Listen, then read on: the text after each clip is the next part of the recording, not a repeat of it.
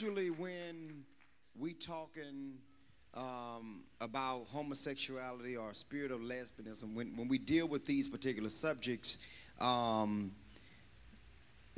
don't talk about it publicly. These are not subjects that we talk about in the room. We don't talk about it at home. We don't talk about it in church. It's amazing that we don't talk about it publicly, but we are talking about it privately and discreetly. It is interesting to know that there are people, particularly in the church, who are talking about this particular issue. You may hear things such as he's gay or she's been turned out, but they talk about it behind their hand. Amen.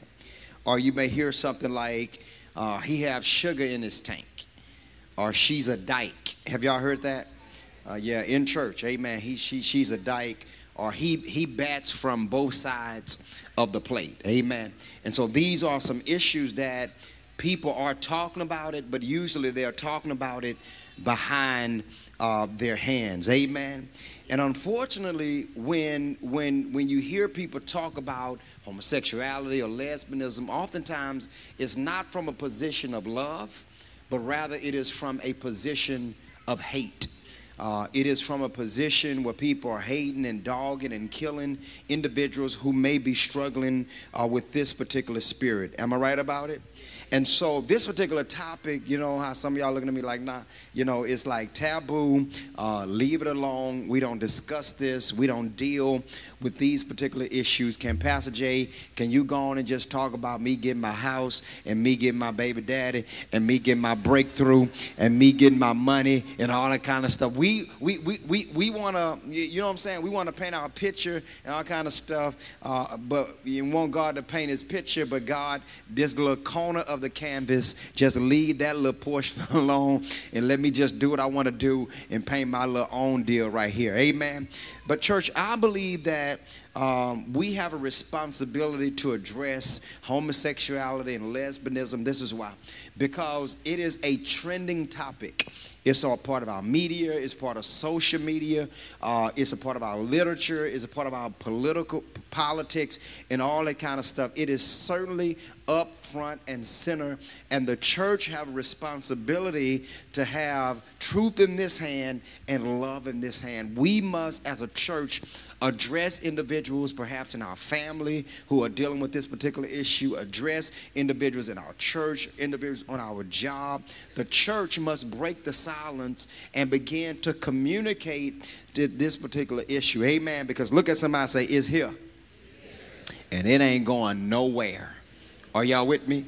It is here, and it is something that the church is going to have to deal with. It's not going nowhere. We can put our head in the sand and act like it don't exist, but it's going to continue to grow and all that kind of stuff. Look at somebody and say, it is here. Amen.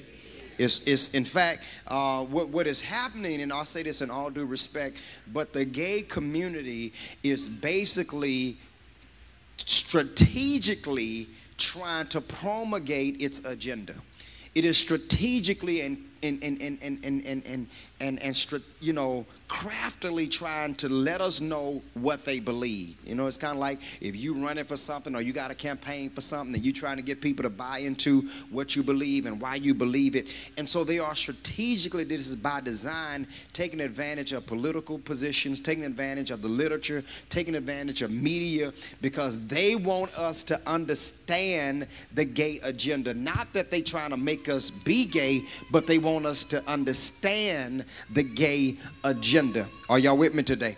And so y'all, whether we want to deal with it or not, it is here. It is here.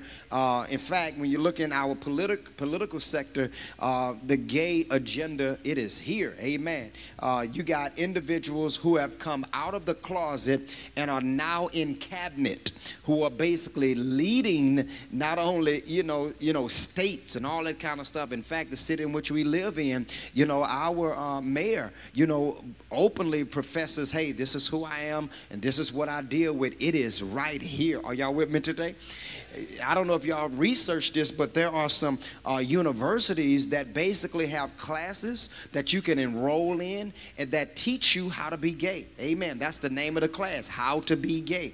There are universities, major universities throughout the country that are teaching individuals how to be gay. Now, they don't teach you how to be gay, but in this particular class, the syllabus teaches, how to be, the wrong and the right way for being gay. Are y'all with me today? But not only that, church, there are some schools that are teaching kids in elementary. They are introducing kids in elementary. In other words, there are some of our books and some of the literature where it will be in the books. It's probably already in the books. It's on television. It's on Twitter. It's on social media. I mean, come on, y'all. It's everywhere. Are y'all with me today?